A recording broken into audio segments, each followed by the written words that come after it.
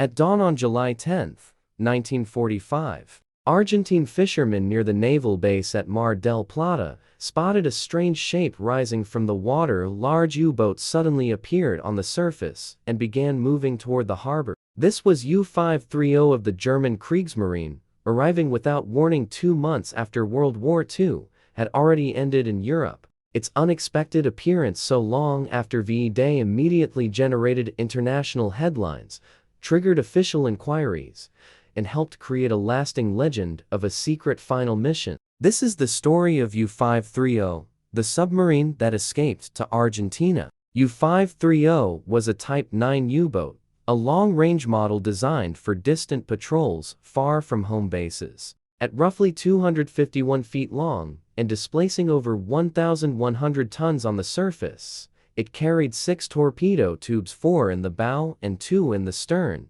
and could load up to 22 torpedoes. Earlier in the war, this class carried a 10.5 centimeters deck gun for surface engagements, though many submarines later had this weapon removed. Its conning tower mounted anti-aircraft guns, and the boat operated with a Hohentuel radar transmitter for detecting enemy ships and planes. Powered by strong diesel engines and fitted with a snorkel, U-530 was capable of traveling more than 13,000 nautical miles and remaining submerged for long periods, making it ideal for covert Atlantic operations. The submarine normally carried 44 to 54 officers and enlisted sailors. Its wartime career had already been active. Under a previous commander, it completed 6 patrols, sank 2 Allied merchant ships, and damaged another. In January 1945, command passed to Oberleutnant Otto Wermuth, a 24-year-old veteran U-boat officer eager to prove himself during his first command, even as Nazi Germany was collapsing. He and his crew were about to embark on one of World War I's strangest voyages. U-530's final mission began during the war's closing weeks. On March 3, 1945, Wermuth sailed from the U-boat base at Horten, Norway, with orders to disrupt Allied shipping in the Western Atlantic. After secretly passing the British Isles, mostly submerged to evade heavy Allied air patrols, the submarine reached North American waters by late April. Initially tasked with attacking convoys near Halifax, Wermuth found few targets and steered south toward the crowded sea lanes off New York. In the first week of May 1945, U-530 attempted several unsuccessful attacks. From May 4 to 7, it launched 9 torpedoes at convoys near the New York coast, all of which either missed or malfunctioned. These became the last torpedoes U-530 ever fired in combat.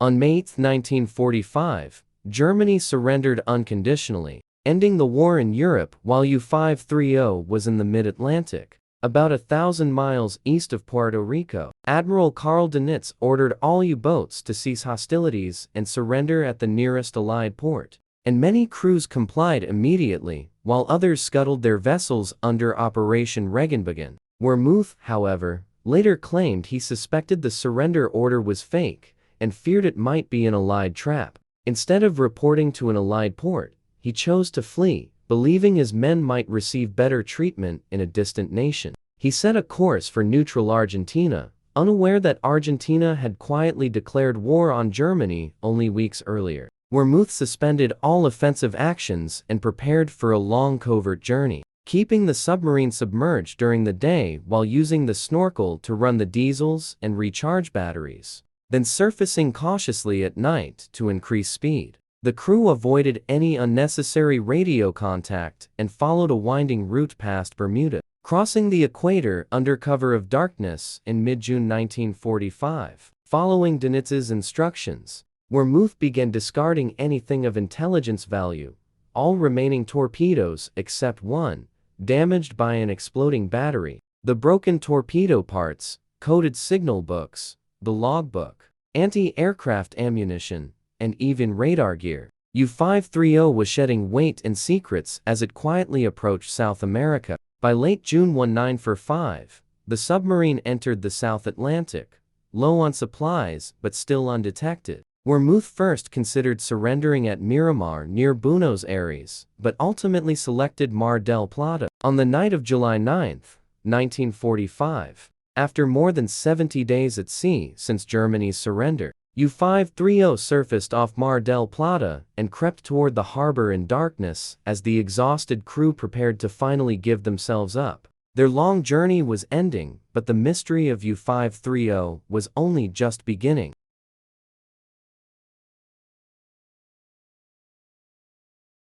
Just before sunrise on July 10, 1945, U-530 finally approached land. The German submarine raised a large white flag and switched on its navigation lights as it neared the entrance to Mar del Plata's harbor. Its sudden appearance startled the Argentine defenders, and according to one account, the U-boat even slipped past a sentry who was facing away from the sea. Once inside the port, Wermuth used a signal lamp to blink the words "Ilman Submarino," meaning German submarine, clearly showing his intention to surrender without resistance. Argentine naval personnel quickly assembled and surrounded the vessel. U-530 formally surrendered to the Argentine Navy that morning, bringing its long odyssey to an end. All 54 crew members were brought ashore, given hot meals and even haircuts, and then placed under guard. The submarine that had crossed the Atlantic unnoticed was now a prized captive at Argentina's main naval base. The immediate question became where U-530 had come from and why it had arrived so late. When questioned by Argentine officials, Oberleutnant Wermuth offered only a vague explanation. He admitted that on VE Day, May 8, the submarine had been operating in the North Atlantic, and that he simply chose to sail to Argentina to surrender there. However, he could not convincingly explain why the journey had taken more than 2 months, when a direct route could have been completed in far less time. Suspicion increased when the Argentines learned that U-530 had arrived with no logbook, no torpedoes, no deck gun, and not a single crewman carrying personal identification. Wermuth insisted he had thrown the logbook, secret documents, and unused munitions into the sea, but his uncertain answers about the boat's route only fueled speculation. Making matters worse, he initially lied about the submarine's engines malfunctioning, later confessing that he had deliberately sabotaged the diesel motors by pouring acid into them so the U-boat could not be reused. These actions only strengthened the belief that Wermuth was hiding something about U-530's final voyage. News of the submarine's mysterious surrender quickly spread, reaching allied governments and neighboring nations. Within days, Argentina, having declared war on Germany only a few months earlier, found itself facing intense international scrutiny. The Argentine Navy transferred the crew to an inland detention camp and agreed to hand over the submarine to the United States as part of Allied cooperation. U.S. and Argentine intelligence interrogated Wermuth and his men thoroughly. The Germans repeatedly denied carrying any passengers, fugitives, or valuable cargo. Wermuth specifically insisted that U-530 had carried no passengers of any nationality, civilian or military, at any point during the voyage. To doubters, these denials were predictable. If the U-boat had transported anyone or anything secret, the crew would hardly admit it. The missing logbook and unclear timeline only added to suspicions. Despite Wermuth's evasive statements about the submarine's exact course and the unexplained 2-month delay, no solid evidence of wrongdoing was immediately uncovered. The Argentine Navy issued an official statement declaring that no high-ranking Nazis were aboard U-530, that no one had been landed on Argentine soil, and that the submarine was not involved in hostile acts, such as the recent sinking of the Brazilian cruiser Bahia. Publicly, Argentina insisted that U-530's surrender was routine. Privately, many doubted the story. The strange circumstances of U-530's arrival ignited a wave of rumors and conspiracy theories that still persist. In July 1945, regional newspapers and even some Allied officials openly speculated about dramatic possibilities. One theory claimed U-530 had carried Adolf Hitler and Eva Braun to safety. A reporter in Argentina claimed to have seen a police document describing an unidentified U-boat landing on a remote Patagonian coast, unloading a high-ranking officer and a civilian, supposedly Hitler and his wife disguised in men's clothing. Around the same time, the FBI received multiple unverified reports suggesting a German submarine had landed in southern Argentina or nearby in May 1945 with Hitler aboard. These stories captured public attention despite lacking evidence. U-530 was also accused by a Brazilian admiral of torpedoing the cruiser Bahia on July 4, since the submarine's presence in the South Atlantic roughly matched the timing of the tragedy. Following the tragedy, another Brazilian naval officer speculated that U-530 might even have traveled all the way from Japan, hinting at a final attempt at Axis cooperation. The arrival of U-977, another German submarine, in Argentina 5 weeks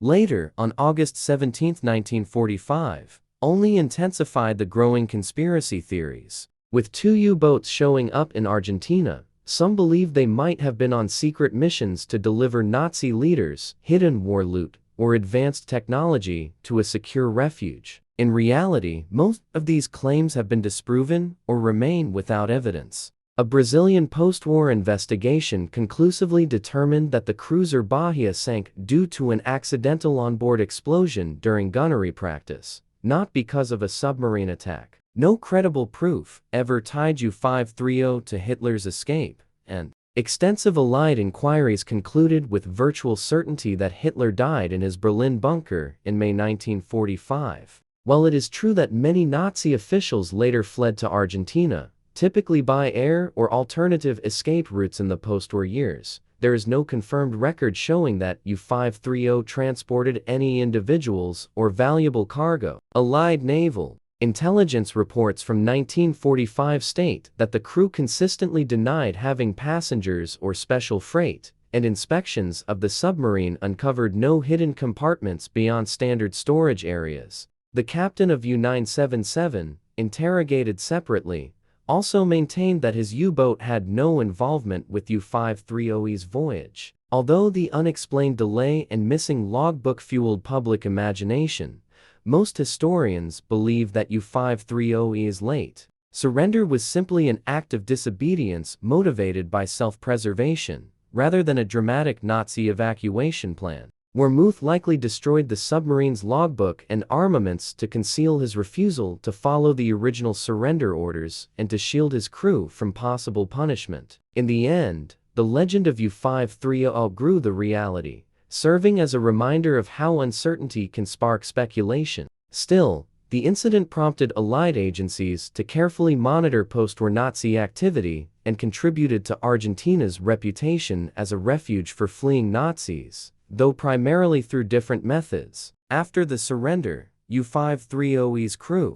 spent several weeks under Argentine control before being transferred to the United States for further interrogation. In August 1945, the U.S. Navy took possession of U-530 as a war prize in its effort to study captured German technology. The submarine, along with the later arriving U-977, was towed to the Panama Canal and then up to the U.S. East Coast. That autumn, U-530 briefly toured several American port cities as a public display of a defeated U-boat, until the Navy declared it no longer useful. The crew of U-530 was eventually repatriated to Germany in 1947 after 2 years as POS. Oberleutnant Warmuth himself survived the war and lived to old age, though little is recorded about his later years. Ultimately, no crew member was charged with anything beyond failing to obey the initial surrender instructions. U-530's final fate came in late 1947, when the U.S. Navy selected it for destruction as a target vessel. On November 20, 1947,